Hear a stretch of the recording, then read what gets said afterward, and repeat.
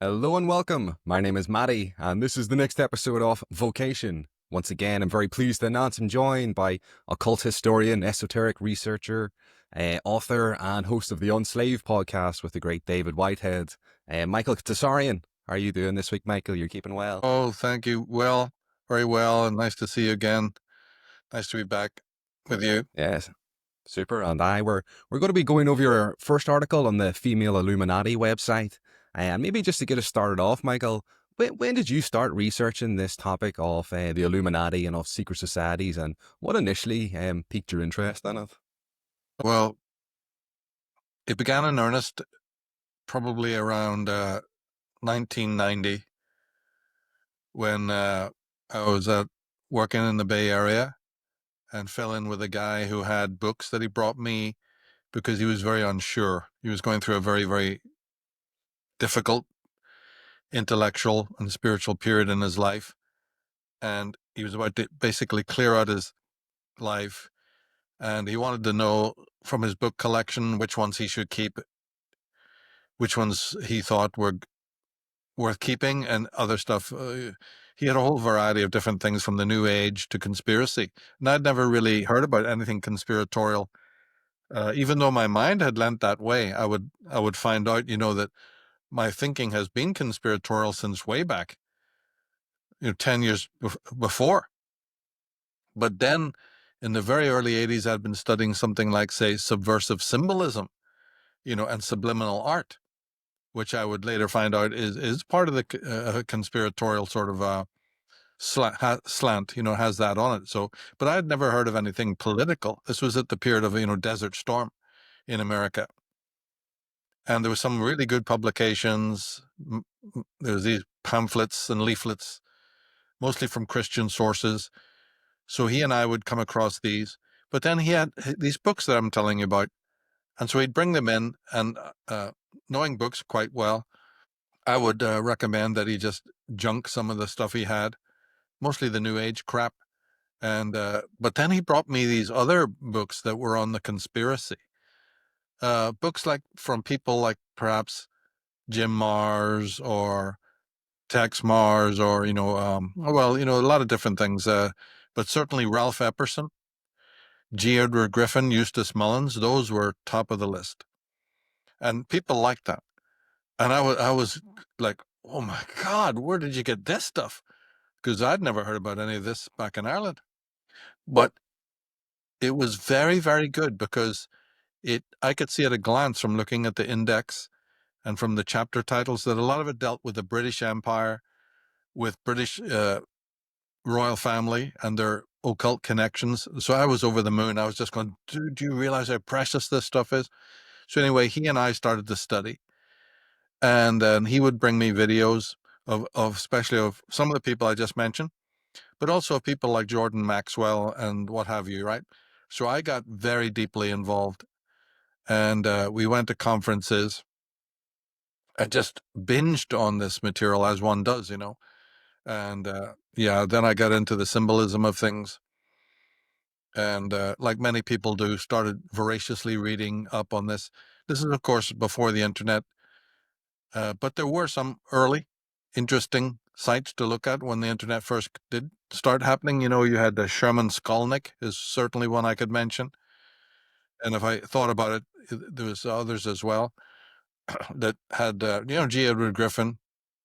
There was, I actually found, quite a lot of good information online, which was an enormous help, of course. Uh, yeah, there was actually many, many sources. So that's how it started, really.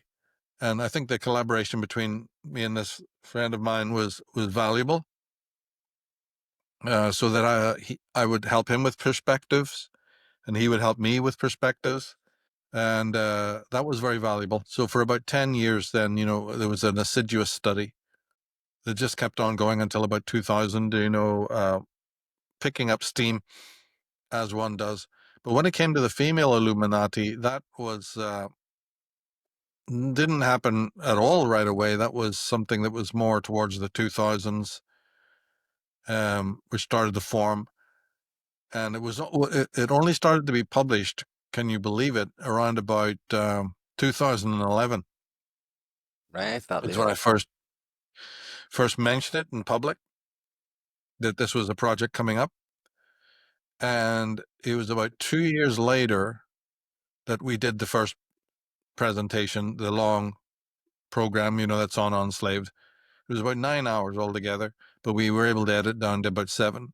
And it was live. We did it live from Belfast, of all places. Wow, fair play. Yeah, it Yeah, was a right. very special day. People can see it. It's on Enslaved, Female Put a link Illuminati to it. program. Yeah, yeah. So I enjoyed doing that.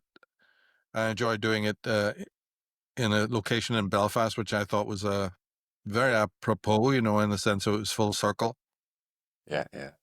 But it had been going slowly before that, building up, just putting things together. And mostly it was about getting things out of the way. It was had lots of projects on the conveyor belt, and I needed to sort of postpone the Female Illuminati project until I was ready, to deal with it exclusively. And that didn't really happen until about 2010, 11. And then I could start slowly piecing it together and working out what should go into it and what should be left out. Because, of course, I do a lot of work on female psychology Mm-hmm. as well. And so you had to have a partition between the two. They're quite different in many ways. So although they're linked in another way, so I just wanted to but I think the Female Illuminati takes the conspiracy movement in such a radically new direction that if it wasn't done well, you were going to end up being mocked. If you didn't do it well, if you didn't have your facts gathered, it would sound bizarre. It would sound weird. People would pick it up wrong, and you wouldn't make your case, because it is quite bizarre. It's left field. It's not what people would normally think. And it took a long time, to put it together in a certain way where the relevant facts were available and put into the right order so that you could make your point. And, I think we did a really, really good job. I was very happy with the way the program came out. As I say, it was longer, but we edited it down and it was still good. It had a good ending. And then building out the website and slowly putting about 8 articles together, which, again, they're phenomenal articles that you'll find on the Female Illuminati website. They really are phenomenal. A lot of work went into those, and I'm happy with every one of them, the way they come out. Now, this one we'll talk about today is the first one, and so I've never done it. I've never done this article before until today. So that'll be fun to dig into it.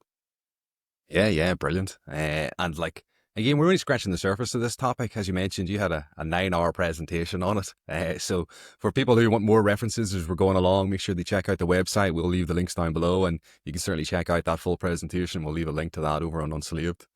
And so I'll just get started. I made a wee presentation, and we'll just go through some of the main points made from the article. We'll just riff off that and Okay. see where it leads us. Yeah.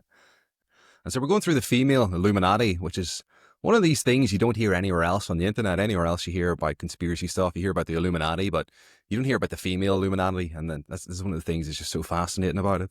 But yeah, just to start us off, we're looking at secret societies here then when we're speaking about things like the Illuminati. And we try to figure out, like, why do people join secret societies first off? And this is a little quote from your article, Michael, here. People establish and join secret societies because they seek power. Once they've achieved great power as well as wealth, they sometimes want to brag about it and let others know about their special status. Only the right sort of initiate is allowed in. And then, what do they do? How do they brag about these kind of things? This is again another quote from your article. To further this desire, members of secret societies, from Jesuits to Satanists, make use of the media. Highly financed movies are made to communicate to us on a non-verbal level. These movies are often ostensibly based on the books of commissioned writers, themselves lower level agents of powerful secret societies. And some of the examples you give of this are Eyes Wide Shut, The Da Vinci Code, The Omen, Ninth Gate, Skulls, National Treasure, and a number of James Bond movies comes up as well too. Maybe just to start us off, Michael, you'd mentioned studying subversive symbolism and things like that in the media before, got you started on this journey. Have you anything you want to say just overall, just about the role of the media in this, of these guys portraying their secrets to us? Well, that's such a great question. And thanks for reading out some of those films, because I do believe they are consciously leaking information that turns out to be, on the whole, quite accurate. Brotherhood of the Bell would be another one.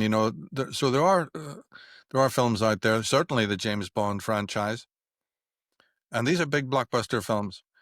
So there's a twofold thing. I think that because this is one of the most controversial subjects anybody could ever think of, and won't win you any friends. Yeah. When you do start talking about it to people, like when I first got introduced to it, I think that this is personal. Other people may disagree, but I think that by pointing out corporate symbolism, corporate logos, Madison Avenue type of intrigue, the subliminal content I was just alluding to before, and then even building up to these movies is one of the Handmaid's Tale. There's a movie called Rage with George C. Scott, which has Masonic elements in it, and the movie The Formula, which he also was in, which is, once you know what you're looking at, you'll see the Masonic symbolism in there. These then become very helpful along the way as signposts, because if you can look at National Treasure and movies like that, they're so clearly, obviously Masonic. And then this helps to, I think, grease the wheel, so that people at least have some sort of cognitive background in what you're talking about. Because if you just came to them and start talking about Masonry and secret societies and the history of, they would not be interested. It's not something that anyone would be wanting to know. And then when you add on to it the fact that these guys are controlling us like puppets, people just go, get out of here. Next you'll be talking about, aliens. This is the response that you got years and years ago. But when people, their consciousness started to receive the Dan Brown type of, extravaganzas and what have you, it made them just a little bit more open and receptive. So that would be my answer. That's why it's valuable. That's why I even opened that article talking about that.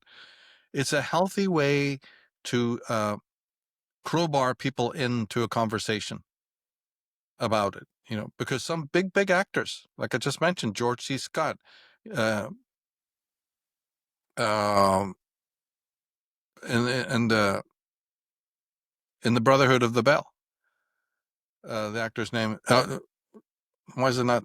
Can't think of his name right now, but these are major actors. Yeah. And there's others as well. So it's worth looking into. And I just think that this is one of the easier roads for yourself. And then also when you're trying to convince other people, it works. Mm-hmm. And what do you think the reason is why they want to brag about what they're doing and put sort of this information out in the media? I always kind of thought, like, I met someone recently who works as a firefighter, and they were telling me about a recent call they had of where an ex-boyfriend broke into a house and burnt it down. And then he turned up when the fire brigade were there and started chatting to the other people putting the fire out, like, oh, what happened? And I remember also hearing, because I studied a bit about psychopaths before, and they'll often be people who go to the police and they'll always go back to the scene of the crime, as they say. Is it something just like that? Is it just part of this ego trip? If you're trying to dominate the world, you'll just go, we'll just put the message out as well anyway, because it's just more fun like that? Or is there another purpose behind it that you see, Michael? I think it is largely what you're saying is a kick, because they also use it in pop videos, the symbolism. Yeah. But the deeper level that I've always tried to explain to audiences is that when you're dealing with these particular Masonic organizations, and the ones that are more what I call the Black Lodge, these would be alpha lodges of Freemasonry, not the street level Masonry that most people know. So let's get that straight. There's nothing essentially wrong with that kind of thing at all. It's just like any fraternity in a school. No. On the higher level, or known as the alpha lodges of Freemasonry, or I call them the Black Lodge, these people are deeply, deeply into ritual, and they don't play at it. It is as innate and intrinsic to their existence as you would see it is, say, to the papacy in Rome. The regalia, the ceremony, Yeah. What we're talking about are ultimately chivalric equestrian orders. Some of them with a very, very long ancestry. That's why I opened with Madame Blavatsky's quote at the top of the article. These are adepts. And to understand them at all, to get into their psychology, you have to know about ritual. Now, and as you start unpacking that, this is where you find the answer. Because not only in these movies, but even in the design of our cities and towns, ritual is being involved.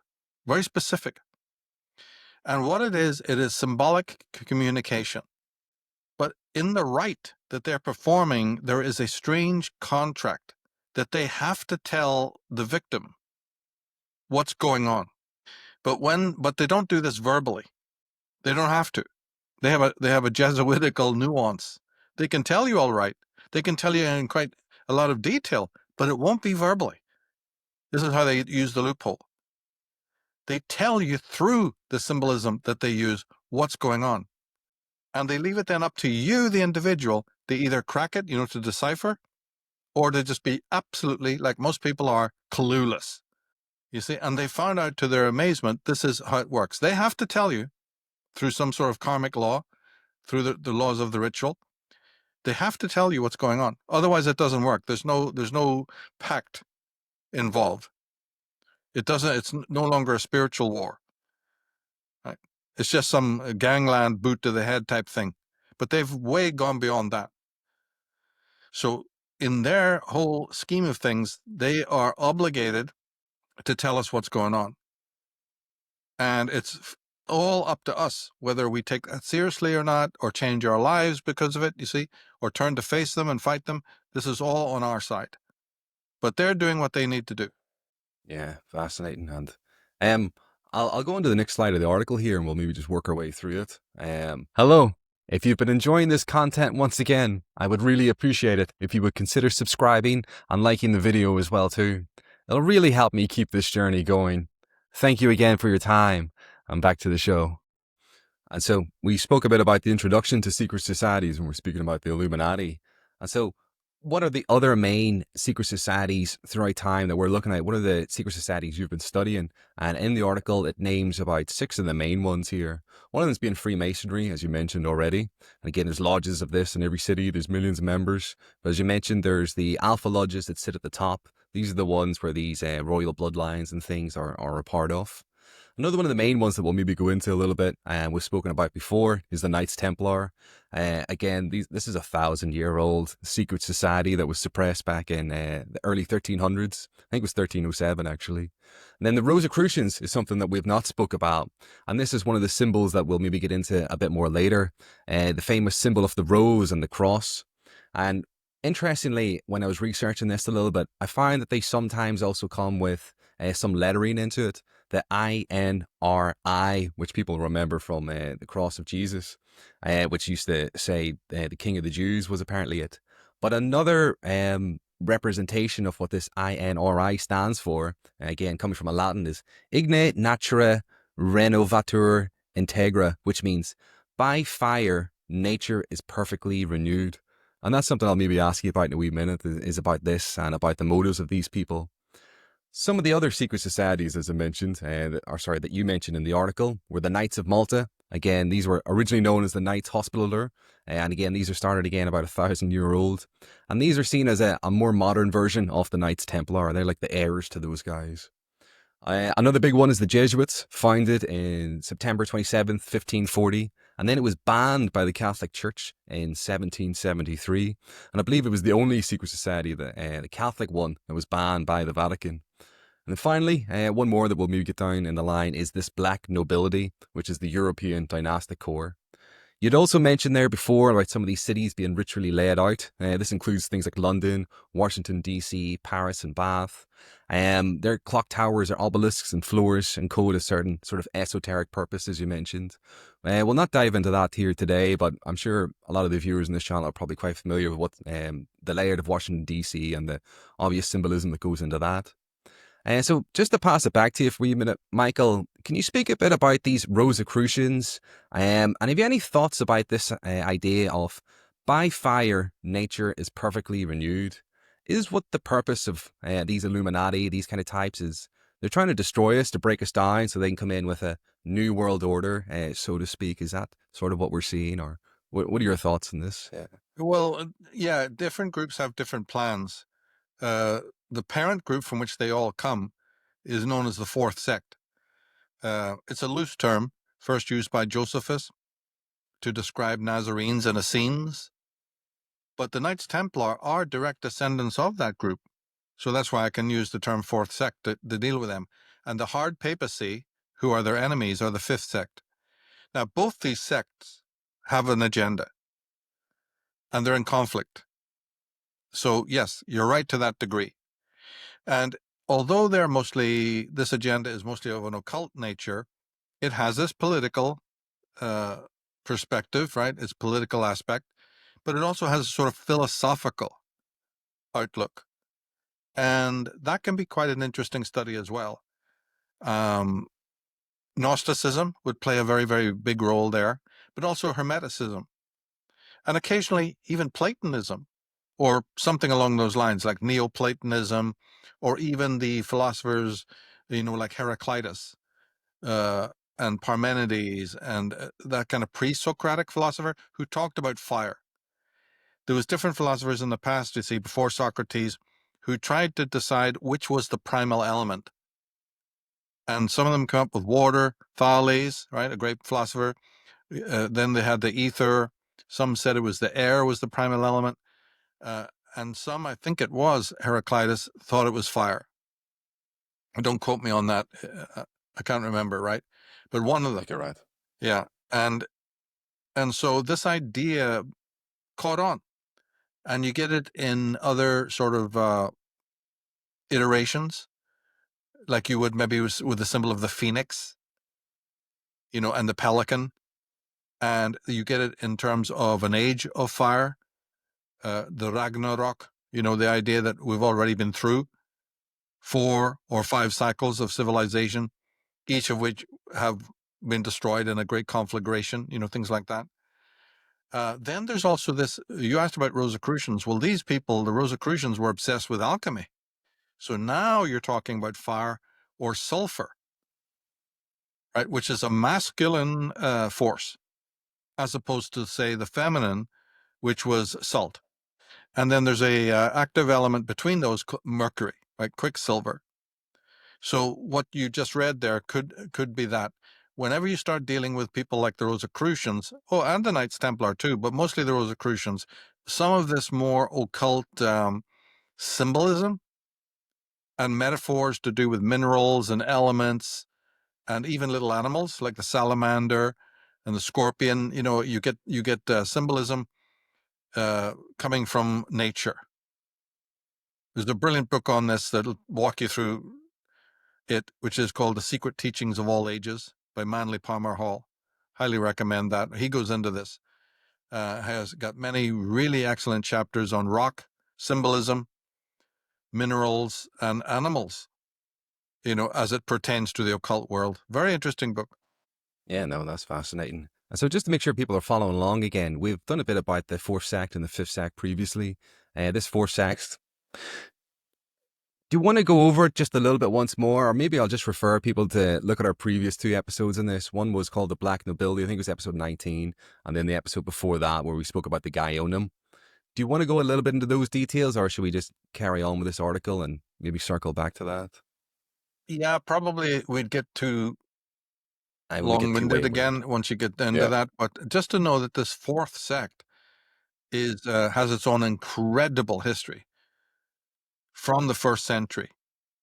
And although it was pushed into the background by the fifth sect, now this would have been, where St. Paul comes in. He was the brain, and also Constantine, Justinian, Theodosius, right? There's all of these maniacs. Marcion were instrumental, St. Augustine, most of the big names in Christianity, for instance, even Martin Luther, right? Although that can be a bit dodgy, I've looked at that. But the ones I just mentioned are mostly of the fifth sect. And they created papal Christianity. But the fourth sect didn't go away. It was just pushed underground. They have a very strange history. And a great contingent of them were forced to move to the east, into Iran and Iraq, actually. Yeah, they didn't have a quick entrance into the West, and this is because, about the Roman Empire and the fall of the temple, and it had to do with the Jewish revolt. Mm-hmm. And so a certain combine, I call them the Eastern Illuminati, they formed a combine. And that's a hell of a study. I've got a program that goes into it on Slave called the Eastern Illuminati.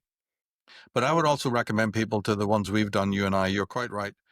Those are excellent, and they cover that, But also the other articles on the Female Illuminati that I alluded to earlier, they go into it as well. Princes of Light, particularly, is very good, and we've done 2 podcasts on Enslaved with that title. They're fantastically, excellent, Jews and Templars.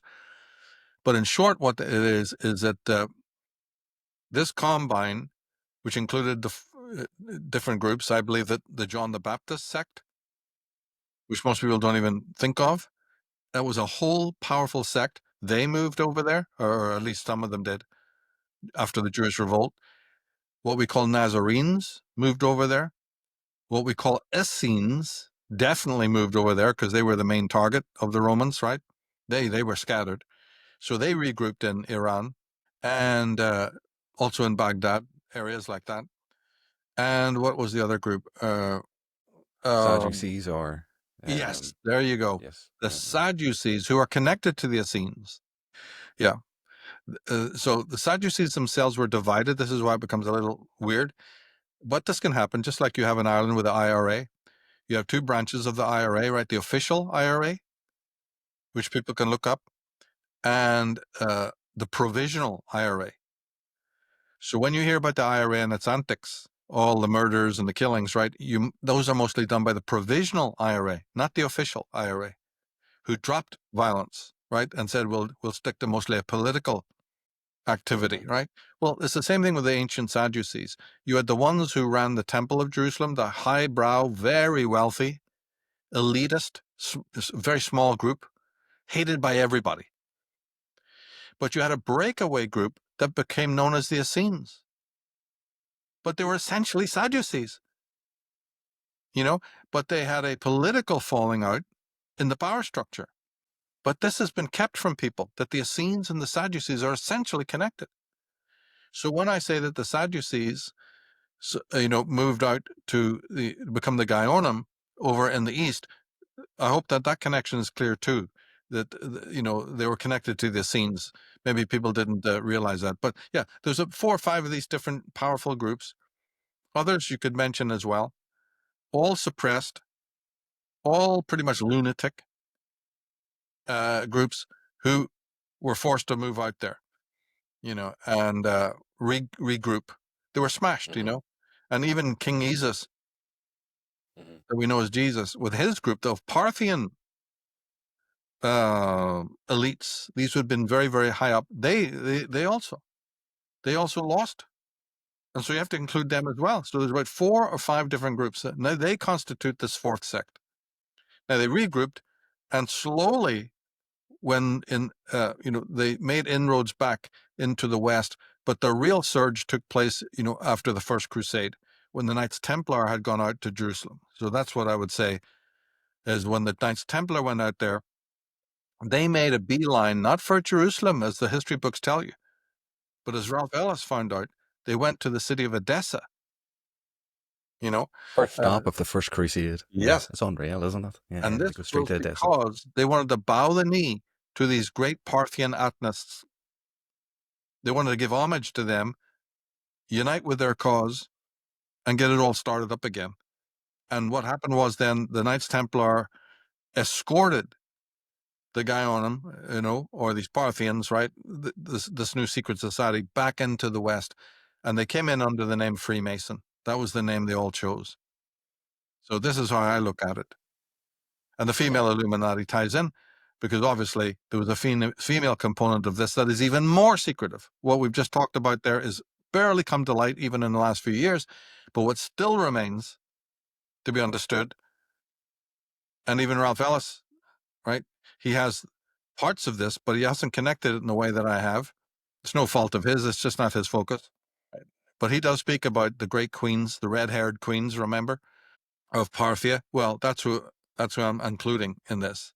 They're part of an incredibly ancient underground stream that is in ultimately the ones in supreme, charge of all of these secret societies that we're talking about. But to download that has not happened before, as you quite rightly said earlier, Matty, and I thank you for that. This is new.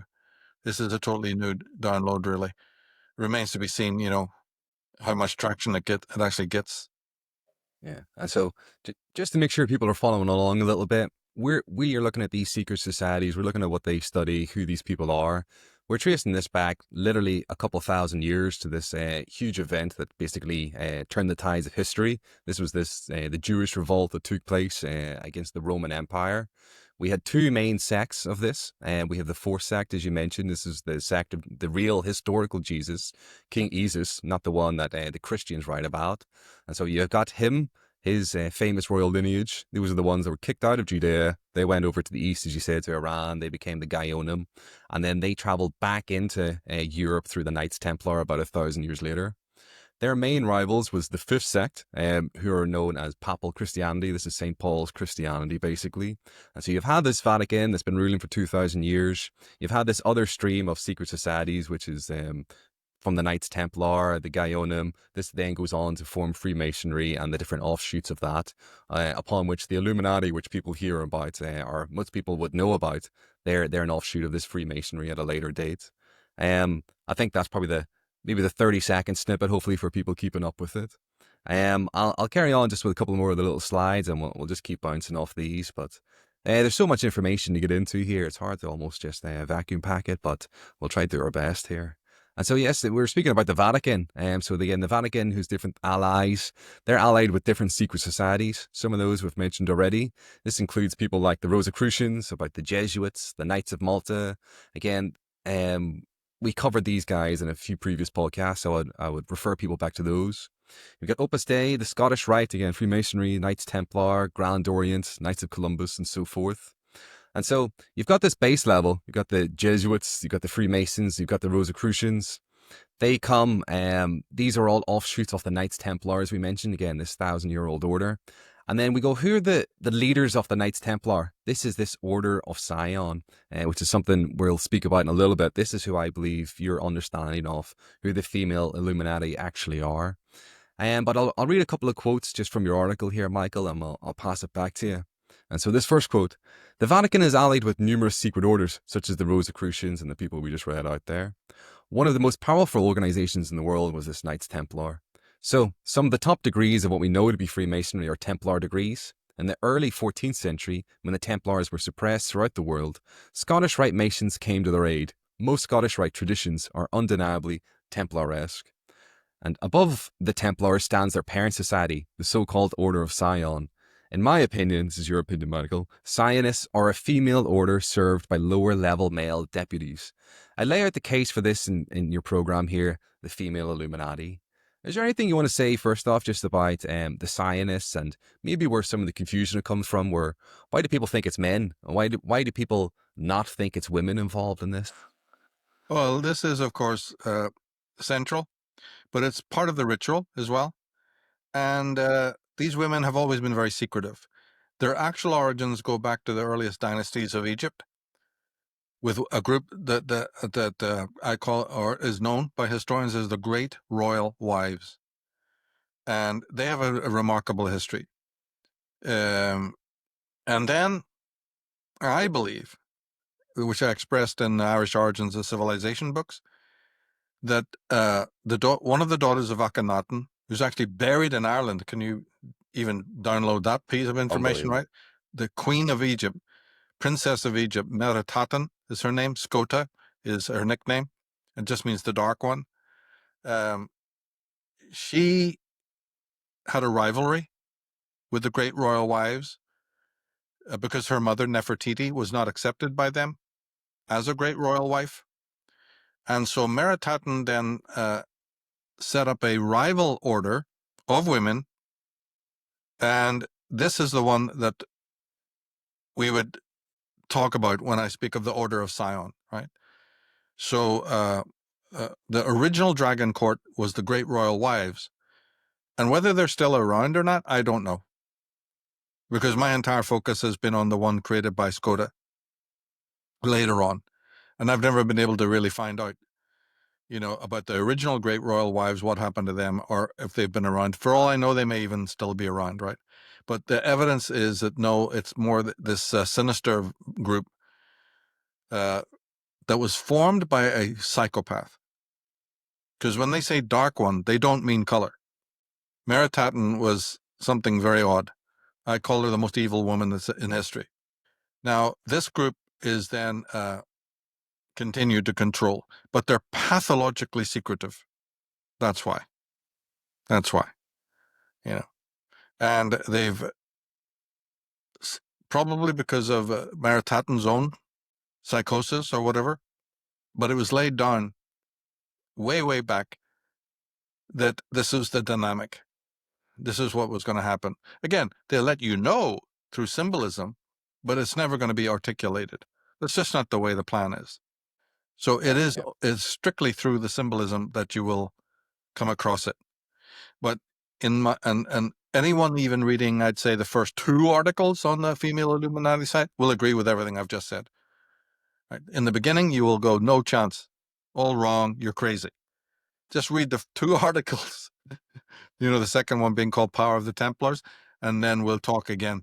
Because I think at that point, people will see, wow, it's been there in the front of our eyes all along, actually. Yeah, absolutely. We'll carry on with this. It'll become more and more clear for people. I know it's a lot of information to take in initially, but it's just so fascinating, this story. And so we were speaking then about, we had these 2 different main sects, the 4th sect, the 5th sect. You have the royal bloodline of Jesus, the Nazarenes, if you're speaking about. And then you have their competition, which is the Church of St. Paul.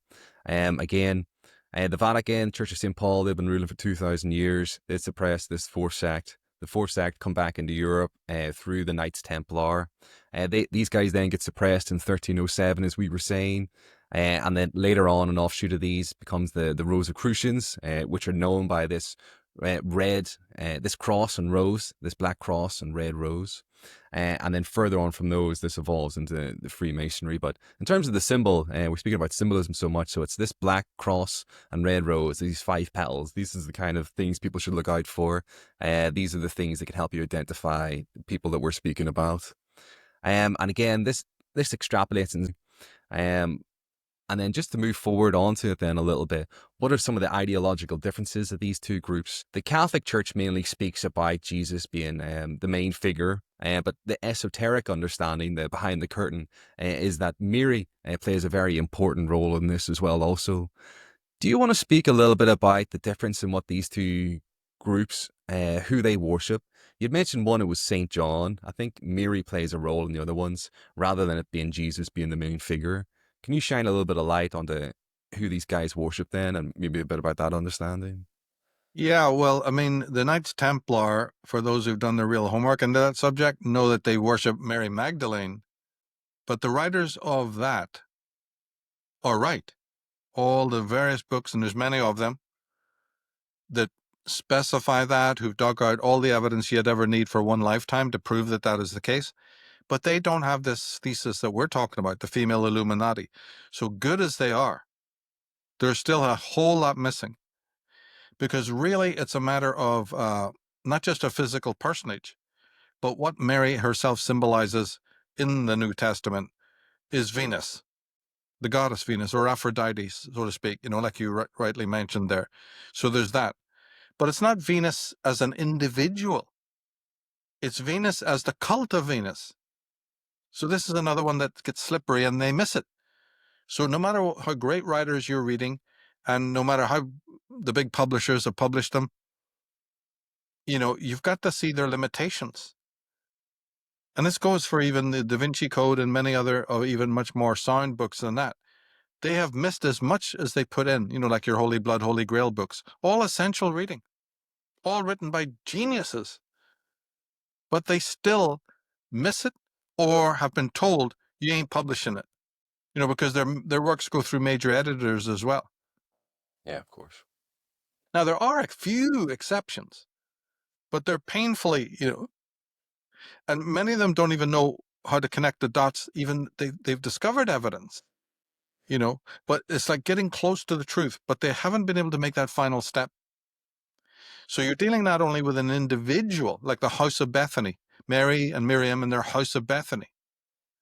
Look, House of Bethany, or even Magdala, those are references to the dynasty that we've just mentioned, the Parthian dynasty, uber wealthy people.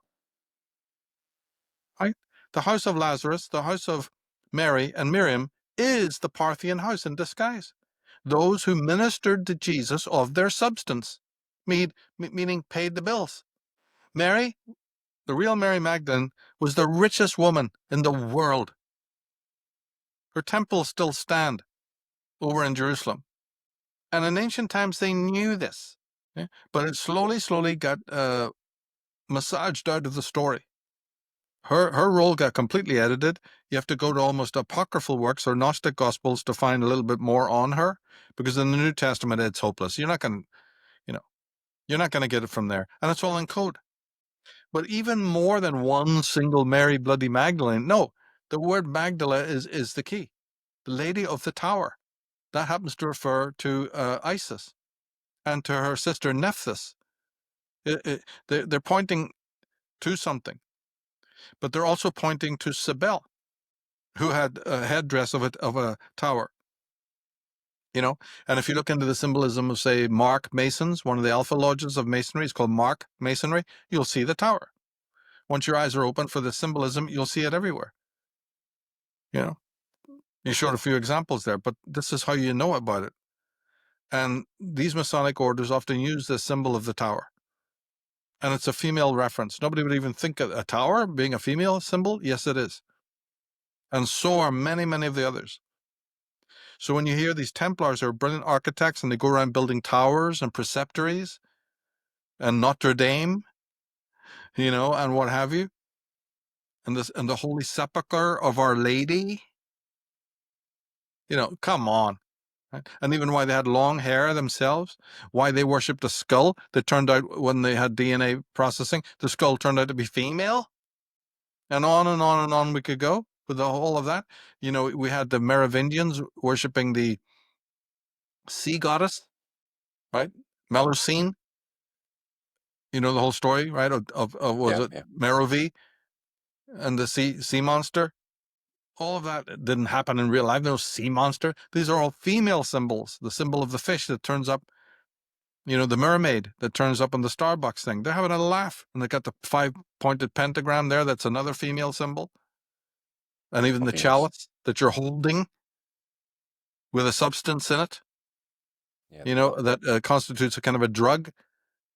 Did you realize the screaming laughter of these people? And how we're replaying the rituals that they are involved in, but we do it on the dumb show level. And we do it without a clue that there's even ritual involved. Yeah. Yeah, it's really fascinating.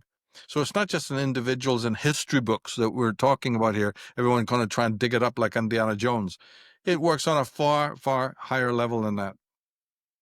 We're talking about a weird gynocracy, a weird matriarchal group that have their own bizarre rites and rituals, and ways of doing things. But one of the basic law is get the men out front. We need them for their brawn. We need them for their endurance. We need them for their knightly status and their abilities. So in Knights Templar, when you see the two knights riding on the horse, there's another laughter. If you ever hear laughter, because the horse is a play on words, right? It represents the horrors, which in itself is an allusion to the sacred horrors, the Heroduli, the sacred prostitutes, which is again another reference to those who know in the occult tradition, the great royal wives or something similar to that. The wives that they're called prostitutes, but it's a tongue-in-cheek reference. Right? These are the sacred vestal prostitutes that are the real controlling force in the world. It's just the way they operate. And the black horse horse. How many knights in the cities of the world do you see riding the horse? Right? And we all think, oh, very manly, very, very knightly. No, the horse is the symbol that tells you what's really going on if you can decode the symbolism and the etymology. Mhm. And from my understanding, one of the things that made Mary so important, Mary Magdalene, was that she carried the bloodline of Jesus then further onwards. And so, what a lot of these Knight Templars were doing, they were following this ancient bloodline, and it was trying to keep that going. And this is what sort of gives the authority to these different royal families then that come up as part of the black nobility, as you described them. This is this European elite. And so, even just on this, when you're speaking about the black nobility, you're speaking about these alpha lodges as well too, which you call black lodges. And this is where these royal dynasties trace their origins back to ancient Egypt through. And so some of them are clues like the Habsburg, the House of Windsor, the House of Orange, and the House of Bourbon, which is again Spain, Netherlands, all these types. And what happens following on from this, you were saying about these different women, they were not like, who are some of the names that were maybe coming up? You've got Eleanor of Aquitaine, Marie of Champagne, and Yolande de Anjou. And people can look up more information about each of these, but we'll not stray too far off down that just yet. And so we're speaking about these ancient societies. Sorry, we're speaking about these secret societies, these ancient bloodlines. We're speaking about the Knights Templar trying to keep the bloodline going forward. They were disbanded. This breaks up into Freemasonry, the Jesuits. And then what happens in 1773 is when Pope Clement issues a papal brief who abolishes the Jesuits then. Then just apparently coincidentally, 3 years later, then this is when Adam Weishaupt, who was a Jesuit also, founds the Bavarian Illuminati, and then it merges with Masonry a year later in this Congress of Wilhelmsbad. Have you anything you want to say about the Illuminati around this period of time, Michael, in this late 1700s, or about the Jesuits, or what comes to mind for you regarding those guys with it? Yes, well, this was the smart move. And I think the dates are enough of an illusion for an intelligent person to realize what happened. They didn't expect to be suppressed, but they were, because the fifth sect of papists worked out that these Jesuits are not fifth sect, they're fourth sect. They've been infiltrated. Oh. So they took appropriate action, for them anyway, and suppressed them. Said, okay, here we are again. We've got another group that tried to infiltrate us, posing as papists, posing as fifth sect. We've had it happen before with these bloody Templars. Now here it is again, right? Okay, and Clement banned them. What happens? Just 2-3 years later, suddenly the Illuminati appear. The Bavarian Illuminati get created. Anybody got a wild guess as to how that happened? And the founder was himself once a Jesuit? I mean, come on, right? Big coincidence. Yeah, so that's all you need to say about it. It was obvious. They're the fourth sect coming back. And then from this point, the thing to probably say is that the Jesuits learned that they're going to need to maintain these various satellite orders here and there in the world, so that even if they get suppressed again, they thought, even in the form of the Illuminati, there's no guarantee we'll even be able to stay afloat. And what happened? They turned out to be right, because within a few years, later, the Illuminati was suppressed throughout Europe. They were right. But then what pops up? The Order of Christ, Grand Orient, strict observance. The Martinists, Lodge Theodore. You see, they're all over the fucking place. They'd already learned to, like a spider. So this is the world order. These are the people who realized, don't just create one order anymore. You can't do that. Try to have, and that's why during the exact time you're talking about, there's a surfeit. I mean, France was just littered with these different groups. They're all by the same hand, and they're all for the same purpose. That papal ban scared the shit out of them, because you're dealing with your rivals. These fifth sect are not messing about. They're very, very powerful. They have killed millions of people in Europe in the centuries past. The crimes of even one single group, the Teutonic Knights, was to scourge Europe of all the pagan tribes that already hadn't been massacred. Charlemagne did it. Charles Martel did it. The Teutonic Knights did it. The Papists, This was their scorched earth policy. So they're powerful. They're not going to tolerate, So the fourth sect, wherever they popped up their head, even as cunning as they were, ended up getting whacked again. So they learned very quickly by around about the time that you're talking about, 1700s, 18th century, to have a myriad different groups. And they became brilliant at it. They became expert. So that if they were ever suppressed in one area or one country or by one monarch, it really didn't matter. They became chameleons. And so this is the backstory that explains the 20th and 21st century. Nothing about secret society is going to be explained until you go back to the 18th century and work this part out. You see, that's why their control is so complete. That's why they can't be eradicated. They're already impervious. They know that certain monarchs will be loyal to the fifth sect, in other words, the papacy, to that whole thing, right? They will scan the world. They want complete power, right?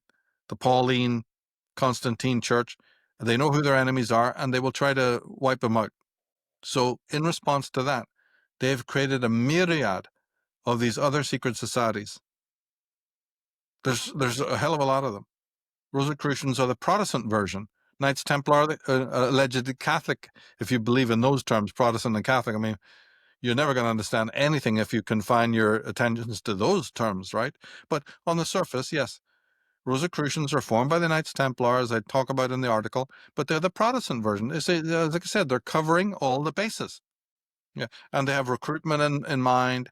They know that Protestants turn out to be smarter than most Catholics, because of their work ethic and their scientific abilities, whereas Catholics are all more otherworldly, weren't as good with all the sciences.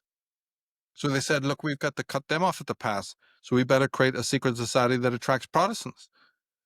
And this ended up becoming the Royal Society, full of brainy, ostensibly Protestant people, like these Francis Bacons and what have you, right? And many, many others. That was all planned out. But just don't go by the surface image, that's all.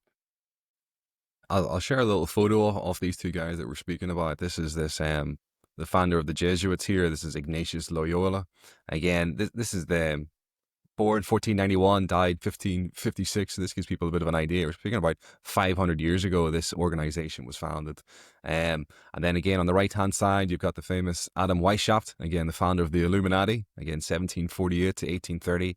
And again, as we mentioned, he was a Jesuit as well, too. And then when we speak about how these people get their power, we're speaking about things like the money trail. And when people hear about the Illuminati, they come up with things like the Rothschilds, and we see all around us all this like hatred for the Jews that goes on, this sort of low IQ, just blame all Jews for what's happening. But this is obviously a bit ridiculous, and so hopefully we can clear up more of that here now. When we're trying to follow the money, then it's really the Templars who started all of this. And these were the guys that banked for every throne in Europe from the 11th to the 13th centuries. And they were the ones that invented promissory notes as well, too. And then the Rothschilds only came up really in the 18th century. Again, they were described as papal knights in your article, and they were awarded those now who control the Vatican. The Gaionim, again, just to clarify it for people, this is this original group. These were the elite Pharisees and Sadducees who regrouped in Babylon after the Jewish revolt in AD 70, so 2,000 years ago. And they were the ones who reverted to this goddess worship afterwards, this cult of Venus. And then they resurfaced as the Freemasons as they came back into Europe with the Knights Templar after the Crusades. And it was really the Templars that invented banking. And so this is two other little quotes from your article I'll read out and maybe pass back to you, Michael. Indeed, the Templars and Jesuits indulged in banking and tax collecting before Jews took it up. The Rothschilds began banking enterprises in the 18th century, whereas the Templars were involved in banking in the 11th, 12th, and 13th centuries. The Rothschilds, for all their colossal power and wealth, were and are servants of the more secretive and illustrious black nobility. Many are descendants and agents of the infamous Babylonian Gaionim, who we just mentioned.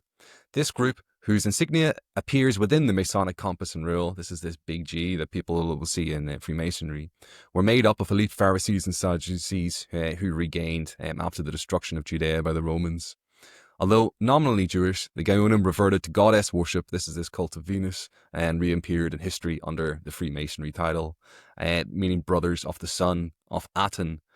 Do you want to speak for a little minute just about these sun worshippers, about Aton, about who that is once more, just to make sure people are following along with this? Or is there anything else that jumped out at you there, Michael, you think is important to mention? Well, of course, this again is revealed by the symbolism. It's not so straightforward as people think when you say sun worshippers, Like, for instance, when you see the checkerboard, you'll often see that in the very center of the checkerboard, a black star, and you'll see what sometimes looks like lunar crescents. Those crescents are not for the moon. They're for the planet Venus. And the planet Venus had two phases. It was the morning star and it was the evening star. But it's the same planet in two different phases, And the black star, which it can also be ascribed to Satan, because if it's inverted, say, for instance, things like that. But really, it's another symbol of Venus, just like the crescent. But to answer your question about the sun, the Atenists, way back at the time of Egypt when they got started, they actually do not worship the sun, but they use the sun as a cover. I call them Setian Atenists, okay, because they worship a comet. They're comet worshippers. It's a very elaborate story, right? How that happened, how they got to do that. But even Jehovah, in his personification as El Elyon, or El Shaddai, is a comet god, by the way. And then secondarily, he's a god of thunder, and maybe volcanoes, basically a god of destruction. And in Egypt, he was known as Set, right? Sutek, Seth. But Set, part of his ancestry is a comet god, right? So he's the one the Atenists really worship. That's why I call them Setian Atenists. And Meritaten, who was, the daughter of Akhenaten, she's one of them. That's one part of it. But why they use the symbol of the sun is to fool everyone, and they succeeded. Because light has properties of blinding you, right? It conceals as well as reveals. And in their incredible genius, these occultists back then at the time of Akhenaten understood this. The priests of the temples of Heliopolis and Amarna, right, started to use this ruse. Let the public at large believe that we're sun worshippers. And when they are thinking that, that's going to be great for the public. Behind our large doors, we carry on with our own worship. And we use this emblem of the sun out the front. And this is how it's then proceeded. While the real private worship takes place, in complete secrecy. And Meritaten didn't change that. They're basically been Atenists. But when the Atenists were thrown out of Egypt, as they were actually thrown out in two separate waves. Groups within them, which later became what we know as the 12 tribes of Israel. Can you imagine that? They're Atenists. The story of the 12 tribes is really the story of Atenists being kicked out of Egypt. But they went to all sorts of different places. Some remained in Egypt, but it was up at the north part, right, in Tanis. And other groups just said, right, we're really out of here. We're going to go off to different lands. And they did. They went especially to Greece, which was known as Arcadia at the time. They went up to their favorite areas, like in Babylon, where they had good friends. And they even moved back to their homelands in the West, starting with Scythia, and then moving over finally to Britain. It's a long story, and I tell that in the Irish Origins of Civilization. But some things were preserved. So we have them down as solar worshippers, but that's only the exoteric understanding. They worship actually the dark side of the sun, which takes us into, I had to write 2 volumes to explain that. This is not something that you can explain in one article. But it's worked for them. It's really worked for them. It works for all these sort of Masonic and quasi-Masonic orders. And it's fooled the public completely. Yeah. I'll carry on. We're near the end of this little presentation, so I'll maybe run through it and then we'll just work off some of it. Let me just call it up once more. So you wrote about this as this is again just refers back to the Jews then. The Jews have historically been used as a hidden order of the Catholic Church. This is a quote from your article. They do the things that the Catholic Church does not like to be seen doing. So Jews are perfect for the job as long as people rail at the Jews and as long as they rail back at their attackers. No one will look beyond the Jews. And that is where the body is buried. I think that's exactly what we're seeing today. And there's just one other little quote from your article. Actually, I think you were referencing Michael Howard from his book Occult Conspiracy. As early as 1791, allegations concerning the role of the Masons, the Illuminati, were already beginning to circulate. They were largely based on the confession of Cagliostro, who had been arrested by the Inquisition in 1789. In an attempt to save his life, Cagliostro told his accusers about the international conspiracy by the Illuminati, the Neo-Templars and the Freemasons to start revolutions all over France. He even claimed that the House of Rothschild has applied funds to finance the French Revolution and that they're acting as agents for the Illuminati. Do you want to clear it up again a little bit more, Michael, just for people? Because I see this a lot in the comments section. A lot of people just keep going, oh no, it's just all the Jews and clearly we're wrong. We're making it too complicated. Um, Clearly from your work when you're speaking about the female Illuminati, you're speaking about these secret societies. This is really where the power lasts. And that they just use the Jews, again, as another tool in their toolbox. And they use the label of being Jews themselves just to help sort of deflect attention away from them and onto another group. And then they get these two groups fighting each other while they work in their own machinations of aiming for world power and bringing in world communism, which we'll maybe speak about in a little bit. Sure. Remember, there's one approach to this is the very etymology of the word Jew itself and its use in history. We're not going to look at that now, but because that would also then take us into the etymology of Israelite and Hebrew. Those three words, and I have done, there's free writings on my Irish Origins of Civilization page. There's a page called Etymology, key to world history. People can read that. It explains all of this. So there's that, because that's been a misused term like you can't believe.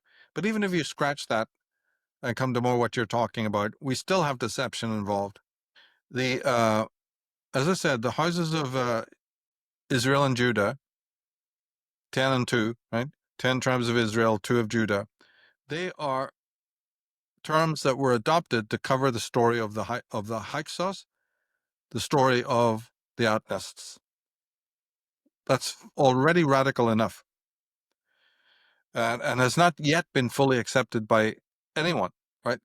You won't find anyone that has really grasped the full implications of that. So that history needs to be chalked in as well before you can even get to the answer. But as you move up in time, you basically find that certain Jewish families, which are known as the Hofjuden, court Jews, this is not any of the mainstream Jews by any means, but a small group for survival understood that they need to work with the black nobility, work with these royal elites, these ethnists, for safety. And being quite thrifty and brilliant at what they did, they created this alliance at some point of history. Jewish revolt, like I said, key moment when this could have happened, or even a later date. To me, that's really not that important. But part of the pact, when we spoke in the beginning about pacts and rites and rituals, this is a key one. That's why we had to fill in all of that story in the beginning, because this is key to the ritual. You guys will take the blame. You guys will be out front in the limelight with all the attention on you so that we can remain in the shadows. You got it? And for this, we will pay you in kind. Of course, the dark side is if the unwashed masses should ever rise up against their oppressors, you guys will have to, unfortunately, your people anyway, not you, but your people, the common Jews who know nothing about any of this ritual and are not part of it, they're going to burn. And these Hofjuden guys go, yeah, okay, deal. So the groups that we know as Rothschilds, Baer, right, Mendelssohn, Oppenheimer, Warburg, Schiff, Hahn, and on it goes, right? Goldsmith, whatever, for the most part, these are the families that bought in with this pact. And they serve the Templars. It's an elaborate story. These articles on the female Illuminati, maybe we'll even get to some of those later, you and I, the Princes of Light one, which goes into this, or even the third article, Jews and Templars. That's where we really need to go to unpack this completely, and I hope we'll be able to. But yeah, there is this alliance. But by no means can you accuse the average Jewish man or woman, as being part of this. They're not. Exactly. They're not. And it's just part of a ritual that's been done higher up the ladder, and nobody would sign on for this. But unfortunately, this has worked, and it's an elaborate story. It probably does actually go back to the alliance between these Nazarenes and Essenes, and when the Knights Templars came in. I think a more important point, though, is that during the 1800s, what we are calling the Fifth Sect actually stopped being the Fifth Sect. All these different Masonic orders that we've talked about succeeded in their mission to overthrow their enemy. So as we move into the 20th century, I don't believe there is a Fifth Sect to speak of. It was taken over. The great coup that had been in the works for hundreds of years succeeded. And that's a story in and of itself, because most people in public have no idea that took place. But the rise of what we call Christian socialism, right, is the evidence that this indeed happened. Socialism, right? Christian socialism is an obscenity that was brought in by these descendants of the Essenes, by the descendants of the Fourth Sect. And so the 20th century opens with a victory. And then within only less than 2 decades after that, very, very, very short time, you get the Bolshevik Revolution. Those are connected.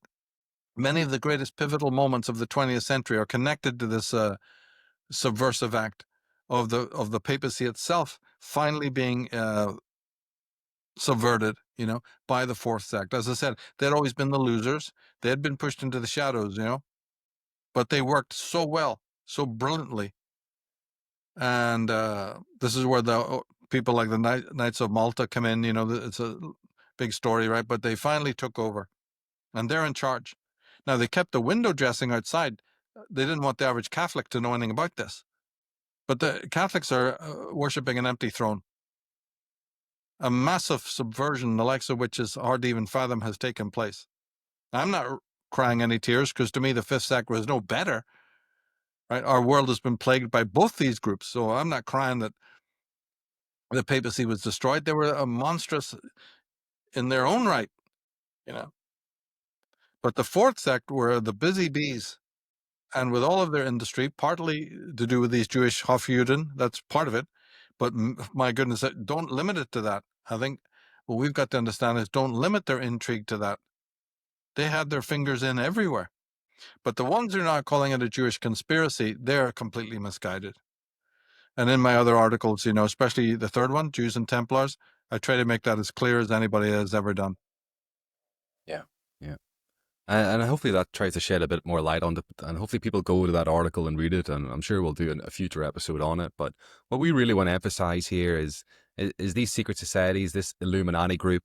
We're speaking about a sisterhood behind it. And it's that is what our main focus is of today. And maybe just to call up this last slide, just to wrap up the wee presentation, and then we'll chat further.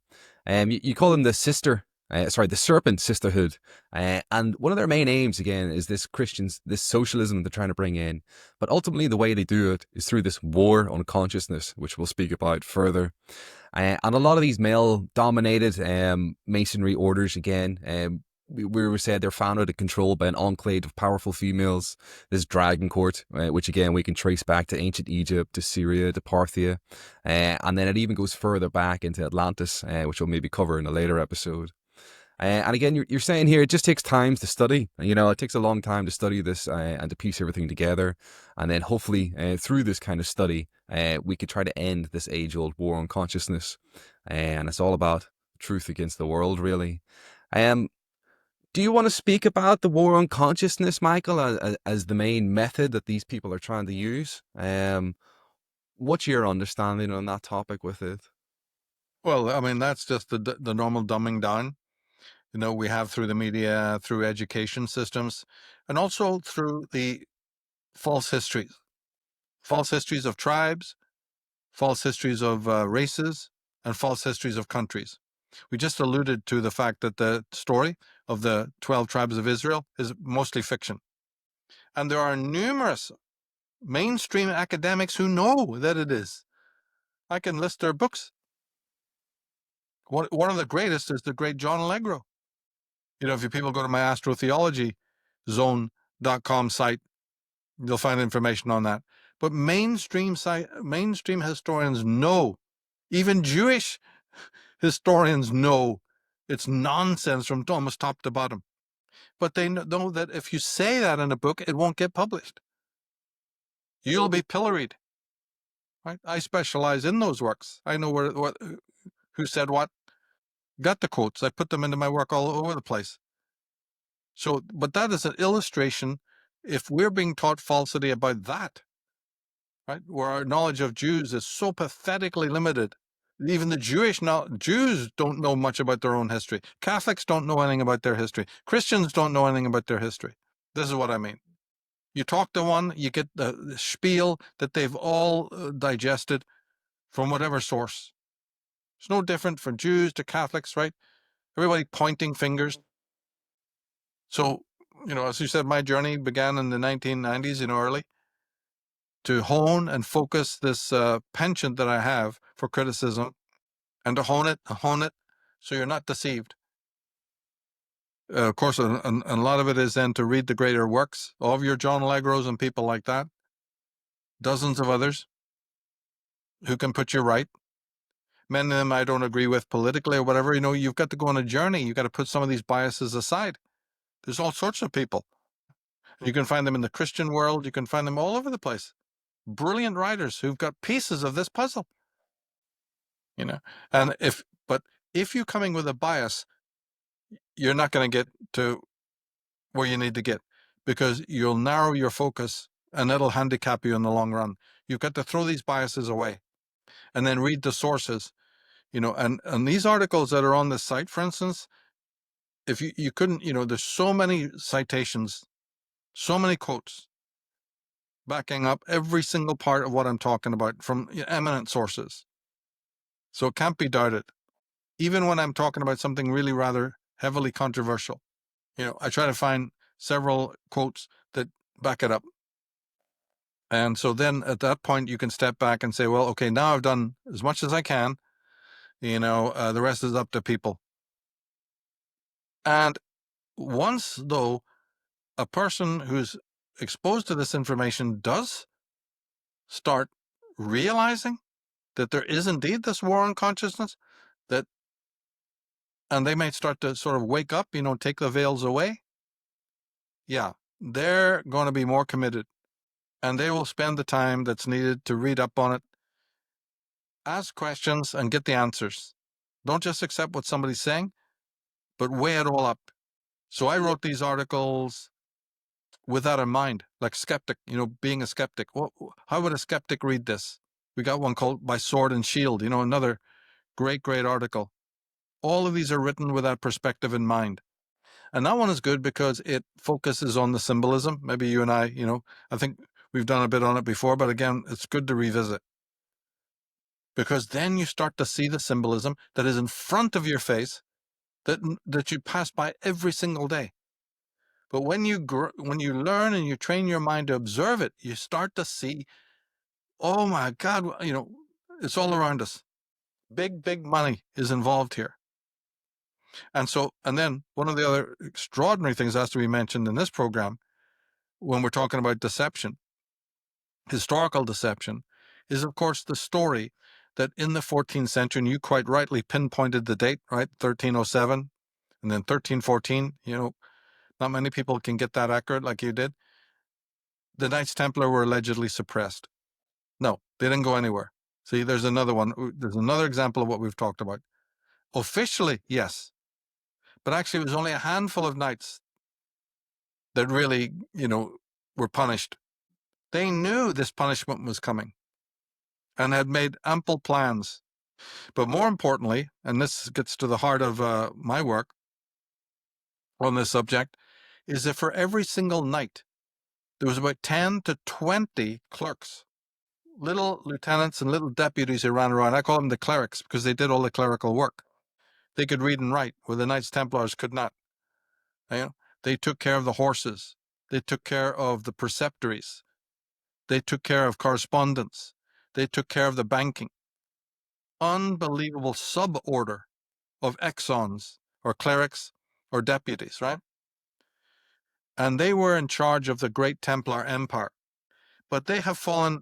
Nobody in history that speaks, none of the books that ever talk about the Knights Templar talk about this group. They think that 20 or even 100 Templars ruled the world. How did they do it? They had a bloody network.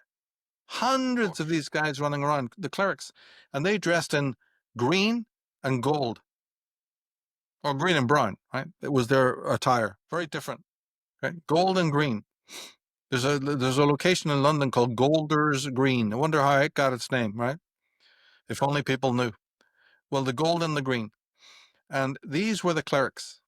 So when the Knights Templar were suppressed, these clerics never went anywhere. They kept the Templar empire going. And it is they who then commissioned and opened and funded all the other myriad secret societies that are mentioned in this article, and many more. Okay? They took some that had been there but had lapsed, old relics, old crumbling ones that had fallen away, and they bankrolled them and they started them up again. And then they formed new ones with new headings. Yeah.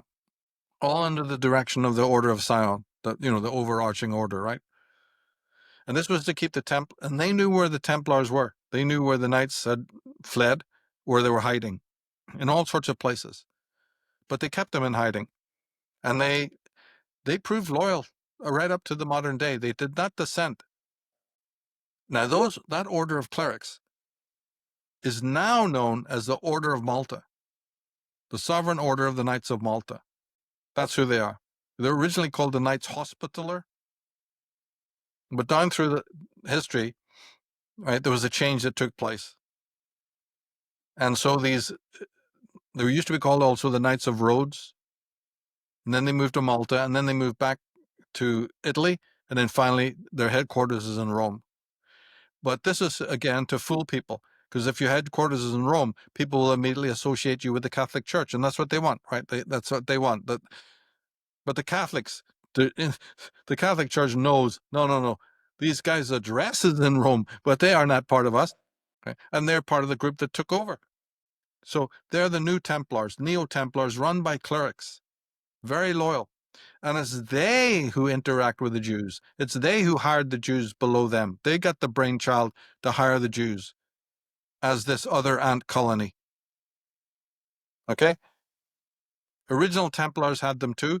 They would, way back if you go into it. But it's really these clerics who were doing the interfacing. This happened in France. So everywhere you have a Templar community, a big preceptory in Portugal or Spain or France, very nearby is a large Jewish shtetl or community. Always. Templars and Jews tassel the purse. And this is how the journey began. This is how the relationship began. But it is false and utterly false to talk about a Jewish conspiracy. No. And that has caused a lot of bloodshed, unnecessary suffering. No, it's not. Right? It's a Gentile one, all right. And it has a much more weird history than people know. A lot of it's, as I said, situated in Iran and Iraq, where they fled. And that story has hardly been told by anybody. But there's this all-important Parthian connection, which was erased from the New Testament. The lie of Jesus. We've just spoken about several lies, historical deceptions. Here's another one. The identity of Jesus. Jesus, what a work has been done on that, And then the John the Baptist cult before him, which, why are the Knights Templar called the Order of St. John? Right? Because they not only worship Mary, they are old, from bygone days, they're connected to John the Baptist, not Jesus. It's not what Christians think. There's all of these twists and turns in the tale. And so when you're reading something like Holy Blood, Holy Grail, it confuses people, right? Because there's been so much historical deception that when you try to correct it, they just don't know what you're talking about. Are you talking about John the Divine, the guy who wrote the book of Revelation, or John the Baptist? And if you're talking about John the Baptist, how did he suddenly become so important? Right? Isn't he just that madman that was dressed in skins? Why are we, you know, he initiated Jesus and he exits stage left. There's nothing more to do with it, right? See?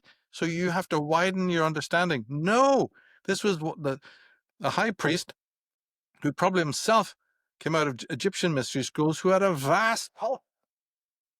And there's a good chance that his people wanted nothing to do with opposing Rome. So John the Baptist had to be removed.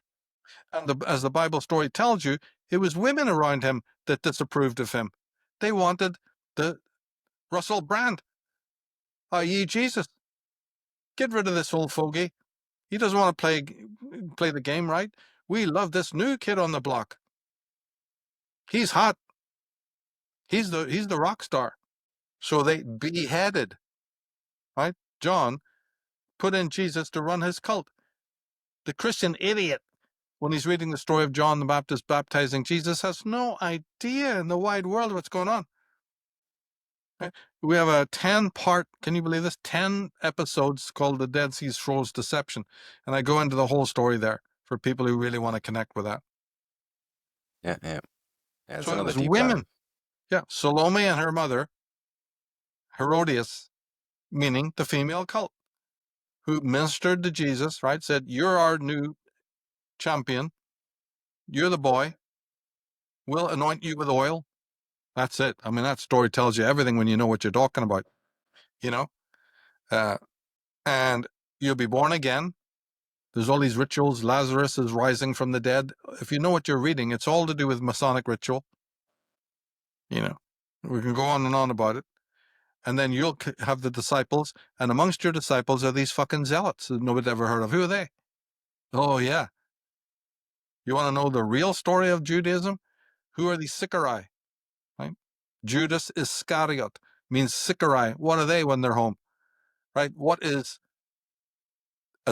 Simon Zelotes? What is a zealot? What is an Essene? What is a Nazarene? What is a Galilean? The Christian knows nothing about it. And most Jews don't even really know the truth about it. They don't know this anecdote that you had the Dead Sea Scrolls were discovered in 1948. It was only with the discovery of the Dead Sea Scrolls, only, that Jewish scholars found out that these Sadducees that I talked about, who'd only been thought of as being, you know, the leaders of the Temple of Jerusalem, were connected to these poverty-stricken Essenes. Only from those documents was that connection made.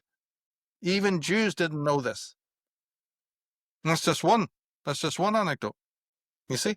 So everything we're talking about is piecing things together that some facts haven't even come, you know, only came to light in recent times. Just like Ralph Ellis's work is needed in recent times to tell you the identity of Jesus and the role of Edessa and Emesa, you know, and Haran and other places. Previous scholars didn't have all the pieces. Then, historical deception, the story of Ireland. What is this princess of Egypt, the daughter of Akhenaten, doing, and what are her people doing in Ireland of all places? Isn't that historical deception? How many Irish people know that? Almost none, I'd say. Yeah. Virtually none at all. No. And how many fucking Irish people know that Queen Ty, an even earlier queen, might have been over here giving her name to Tara? Because these queens had different names, you know, Tamer, right? They had different names. How many people know that even the first king of the first dynasty of Egypt, going back even hundreds and hundreds of centuries centuries before Akhenaten lived, that king is buried in Northern Ireland? That's unreal. You know, Yeah. just ask a question. How many Irish people know that? And if you told one of them, do you think they're going to accept it, even though it's fact? No. How many Scottish people know that their country's named after an Egyptian princess? You see what I mean? So I'm not fucking interested in what they have to say. Their own annals, their own sacred chronicles talk about it. They talk quite even in detail about it. But that doesn't mean that the average yobo on the street fucking has a clue. You know, and around them, they see the royal family, they see these orders of the Garter, they see the Privy Council, they see the Order of St. John, they see the John's Ambulance Brigade, right? They see this, they see that, they see the regalia, they see the Lord's Mayor's parade. In England, in Ireland, you see the 12th of July parades. Oh, it's just, eat your popcorn, take the kiddies out, have a good look at it. You don't fucking see anything. And if the kid goes, Mommy, why are they showing that coffin? Why are they showing that ladder? Well, fuck, I don't fucking know. Sorry, but, mind your own business. Yeah, this is the level we're on. Ruling the world? No problem, mate. It's a doddle. But the architecture of how they put it together is one of the most fascinating things. Yeah. It really is. And so, yeah, we're doing a good job by looking at it. But I think that the key piece is this female thing, is the new perspective. That comes as a shocker. But as I said, just read the first two articles, just finish reading this one, and then you'll move to the second one, and you'll be convinced. Guarantee it. Mm-hmm. Anybody, no matter how skeptical. How does the female angle change it then overall? Why does it make a difference that it's women doing it that's behind this female Illuminati versus men? What are your thoughts on that? Well, I think that, I mean, that's a hard one to really talk about, because the human mind is difficult to get around that, because then you have to reevaluate the whole subject of women and their role. I call it the criminal history of womankind. Right? You're now into that. It's basically what you're into. See, in the story, as long as it's Abraham with his long beard, and Moses with his long beard, and Joshua, and Paul, and David, and Saul, and Solomon and Jesus, ripping yarn, absolutely brilliant. And you only throw in Mary, and Miriam and Salome as minor figures, sort of in the background, more for Renaissance artists to throw them in the canvas. We don't really have to focus on them. So there's a change in perspective. Now, I'm not naive enough to believe that if people listen to me and they change their perspective, it's really going to matter to their physical lives. No, I know there'll be an interesting change, but that is still phase one. For the vast majority of people, taking this on board, right, will still be of interest, and it might be a shade, sidelighting, a little bit different way of looking at life, but ultimately nothing's going to change.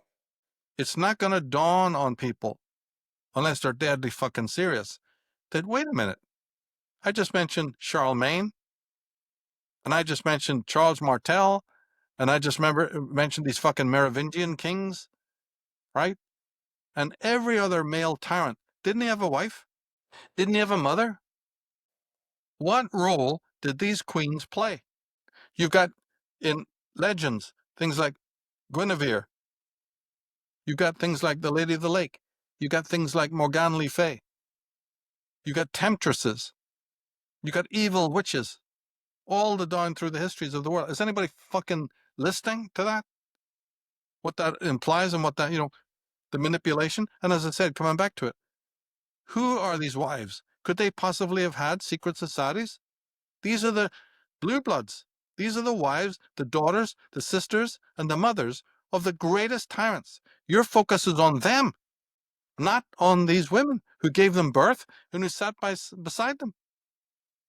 If somebody was to tell you that they have their own secret societies, now you can prove this. I'll send you a video, right? On one of these, on just one family, the Garcenda family. I'll send you the video later on. You can post it here for people to watch. Again, as I say, the evidence is there, right? So you hear about Catherine the Great, and you hear about Queen Christina, and you hear about Eleanor of Aquitaine, or the ones you mentioned, Yolanda, the Gazor family, the Capet family, right? The Anjou family. These are the great. Do you know that there was multiple queens of Jerusalem, as many as there were kings of Jerusalem? Yeah, after the Crusades, right? women were queens of Jerusalem. How many people tell you that? They were involved in the Crusades deeply.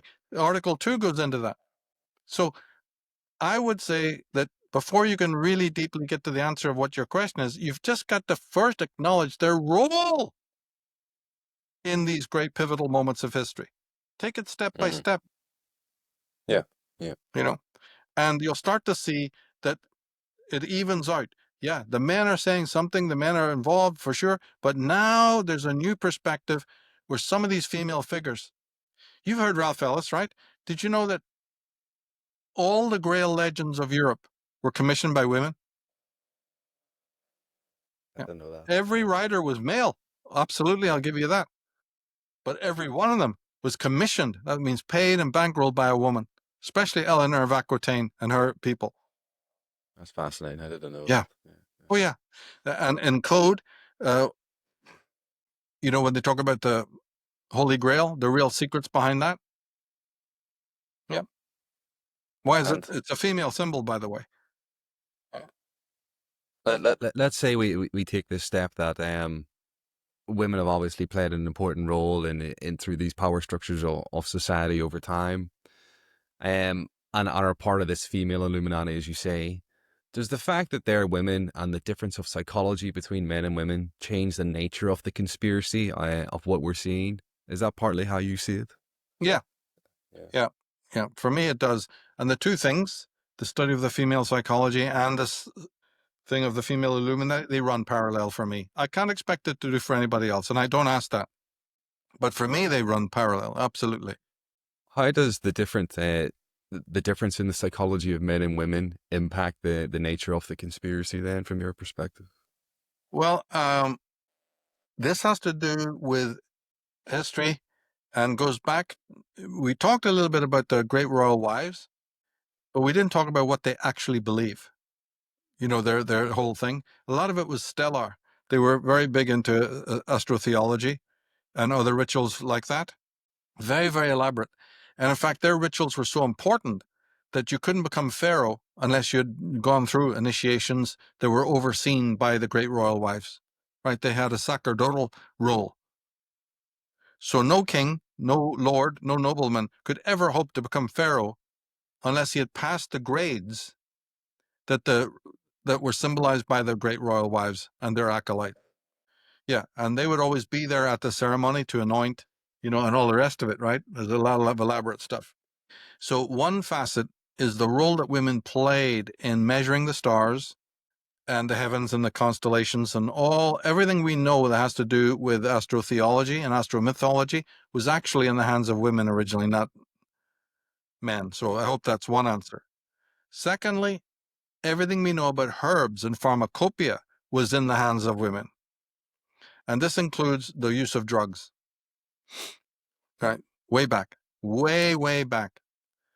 And anything to do with drugs, entheogens, and the pharmacopoeia equals religion. Absolutely. So women are in there administering the drugs to their sons and to the males of tribes. That is the first excursion into what we would now call religious thought. That's how important the woman was, okay? And that's just for starters. So already they have a massive role. Thirdly, there was a period in which the goddess figure was worshipped as the supreme force. Right? So this would be like phase 3. And all the world was basically under the feet of the great goddess. But the thing was that she was a goddess of blood, a merciless, all-powerful figure that commanded human sacrifice, sometimes on a fucking colossal level. It's all been hidden by history, right? So when you hear about things like Moloch in the Bible, and other anecdotes, it's all goddess worship. In fact, even Jehovah had a consort called Asherah, from which a lot of other goddesses come. And sacrifice was also involved in that. And also, and this could be even number 4, sacred prostitution. Oh, yeah. This meant dominion over the sex rights So the male was then completely considered an acolyte, and his role was entirely chivalric. That's why I wanted to, later on we should talk about the Princes of Light thing, because in this role of the sexual rights, he was really unimportant, ultimately, right? The power was vested in the goddess, and as part of the ritual, he had to be castrated. He had to be what was known as a Gali, later transmogrified into the word in the Bible, the Galileans. But if you know what you're doing, you can work that out. Well, these castrati or eunuchs were worldwide. They were found in every single country and every place. This was the dynamic, slowly getting to answer your question.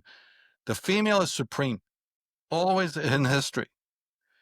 And her rights were supreme.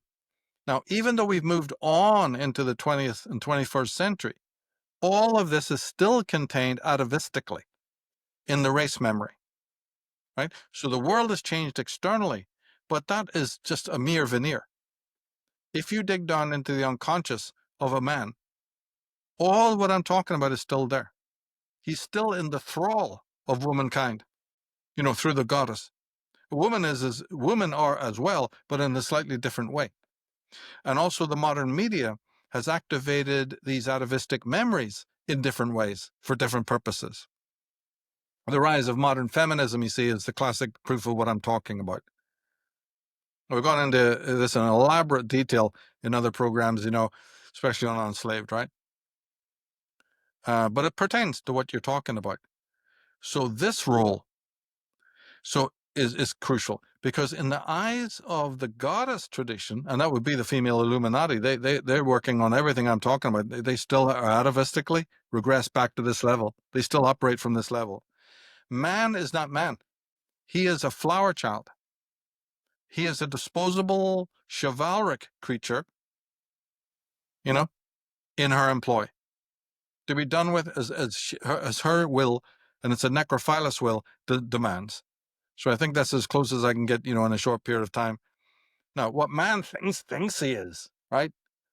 Well, the posing and so-called heroic acts, that's his daydream.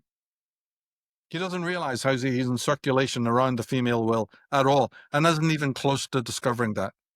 All right? Now, he's not meant to discover it, number one. And our entire world would change if he ever broke the thrall. If he ever broke through this thrall, then and only then would the world change that everyone talks about. New Age people, whatever, anyone who ever talks about, I wish things were different. How can they be changed? But who doesn't know what I'm talking about right now is just pipe dreaming. They're in a state of coma. The real change that they're looking for has to do with this problem. But there's not a single man or woman on the planet who's got this, who's understood any of this at all. And in fact, most would be repulsed if you bring it up, because there's a lot of triggers. There's a lot of programming, millennia of it, involved. Yeah, as we talked about, the Arthurian legend is a culprit, because it's a subset of what's known as the troubadour tradition, right? The story of romantic romance and the courtly love cult, right? So there's many iterations of what I'm talking about. Modern feminism, yes, but there's also been previous instances of this, in which man has been just worshipping from afar, unrequited love, turned into another fucking eunuch, yeah.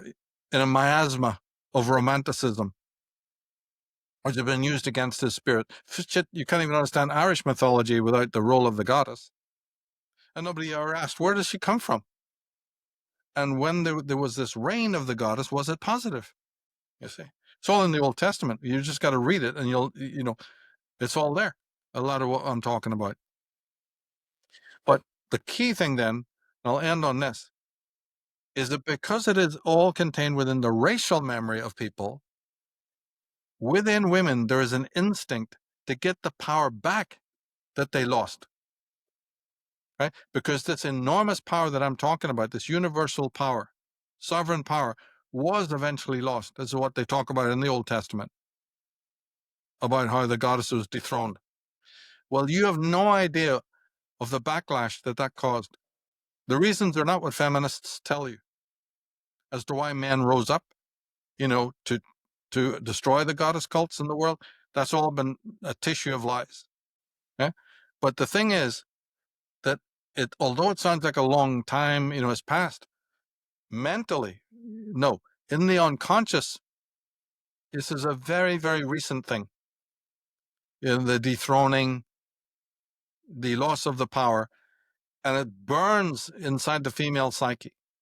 And so feminism is merely the more modern response, just like the courtly love thing was of the past, Feminism is a response. It's not equity, it's revenge.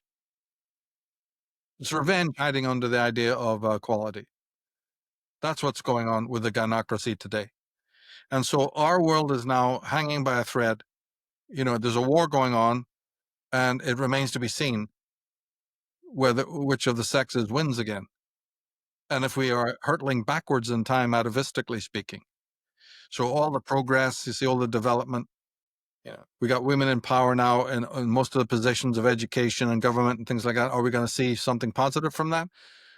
And it also goes back to the historical things we've already alluded to. In the past, what role did women have on stopping the tyrannical actions of their sons who went on to become the kings? It's been discovered that there was 30% more wars when queens ruled cities and towns and countries.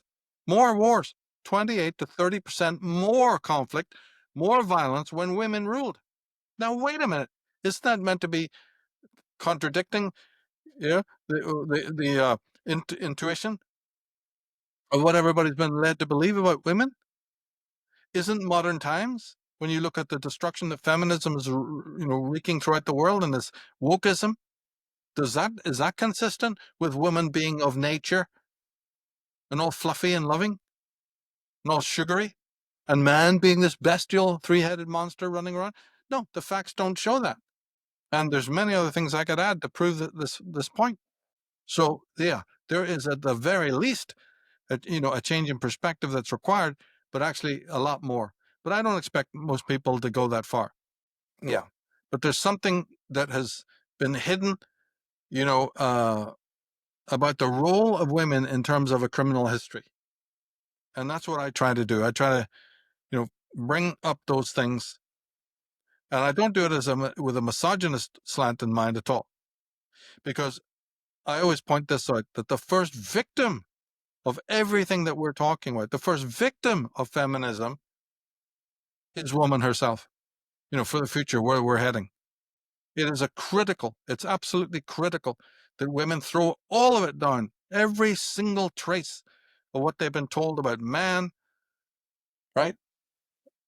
Everything that's been the media does to trigger these atavistic memories of lost power.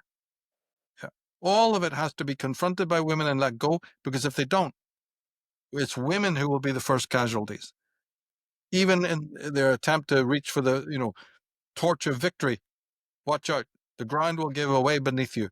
This is not natural. And Mother Nature is the real goddess. And all you've been doing with your feminism is awakening a dreadful power.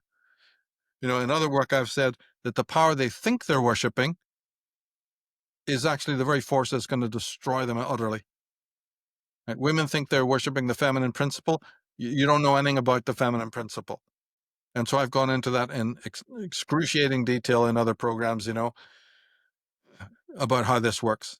And dragonmother.org and other websites and presentations try to go into this. Monstrous Feminine, many programs. Because what the feminist imagines in her sick mind that she's actually worshiping is not worshiping her in return. It's actually bringing about their destruction. And it's happening all around us. And the more and more women who get infected by these lies, you see, who get triggered, will be moving unconsciously in a sort of a somnambulist state. Yeah. But they're not going to destroy the male world. They're not going to destroy anything but themselves. This is to do with psychic implosion. So, yeah, this is how I contextualize. It's absolutely massive. It really is. And I recommend people go over to Dragon Mother.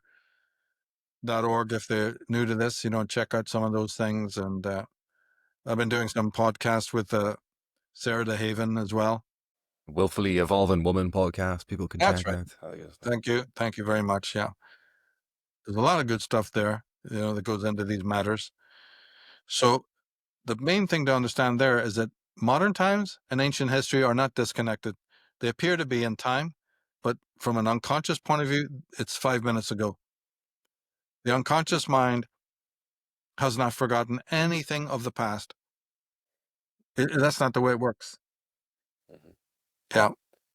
And so just to make sure everybody's sort of following along, your main thesis behind this Female Illuminati is, yes, of course, there's a world conspiracy. We're well past the point of accepting that. There's the role of secret societies that play in it. This goes back thousands of years. Again, a long history that we can't just go down to into a quick summary. We'll have to look through our previous episodes and the work you've done. What you wanted to highlight that it wasn't that women played a role in this, and understanding women, understanding the psychology of women, understanding their nature and history over time helps us to understand our own unconscious and the role of the feminine. And it also helps to bring a different perspective on how the conspiracy is taking place today. And one of the victims of it is women, as you're saying as well. Those are some of the main targets of propaganda that are being used to try to change their psychology, that are helping break down Western society as you see it. Am I largely summarizing that correctly, or is there any final little thoughts you want to add into that, Michael? Yeah, no, you got it. You nailed it. That's absolutely right. And one of the symptoms of it, which is a sad one, of course, is that women have almost no interest in their own psychology. It's a symptom of what we're talking about. Their priority's been other things. So one of the great turnarounds is not so much what man needs to do, it's what women need to do.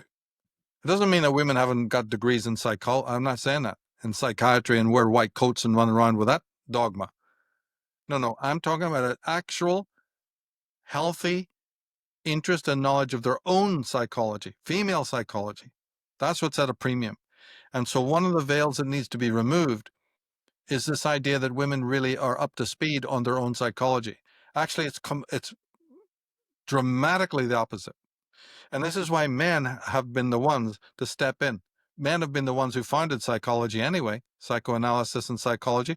And men, it is mostly, for the most part, who have interesting things to say. But really, when it comes to female psychology, that whole thing has been held back by men and women, even the experts. So we have a lot of progress to make, both women and men. Yeah. And this would involve, you see, the psychology of mother, in relation to children.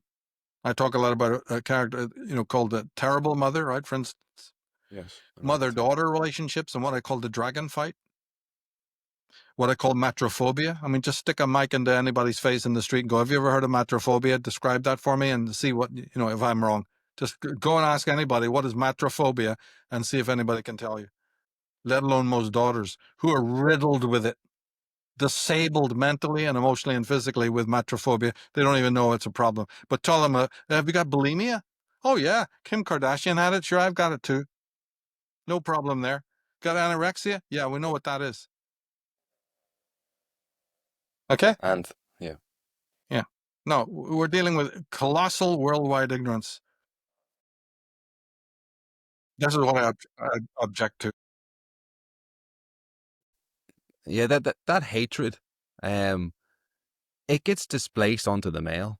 And I go, oh well, what you're real angry at is just men and of fatherhood and all of these things, and it's much easier just to hate onto that rather than looking at this matrophobia, as you say. But um, we're getting up to the 2 hour mark. I'm almost thinking we might start pivoting down the line and just do a little episode on maybe female psychology and of the dragon mother and maybe this fight. This might be an interesting way point into that. Or what do you think, Michael?